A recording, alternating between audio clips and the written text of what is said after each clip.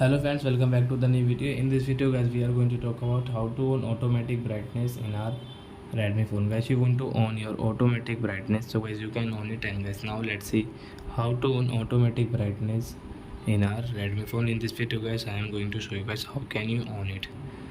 So before starting video friends, I want to tell you if you're in my channel and you're watching my video first time, so first of all go and subscribe my channel, click the bell icon and like my video. So friends, first of all open your phone setting to on automatic brightness and guys scroll and guys come in your display setting and guys scroll brightness level, guys tap here and guys you can see your automatic brightness. So guys you can on from here. After guys you can see guys screen brightness has increased automatic. So when you will go outside, so guys your brightness will increase and like decrease automatic brightness. Guys you can on from here in your Redmi phone.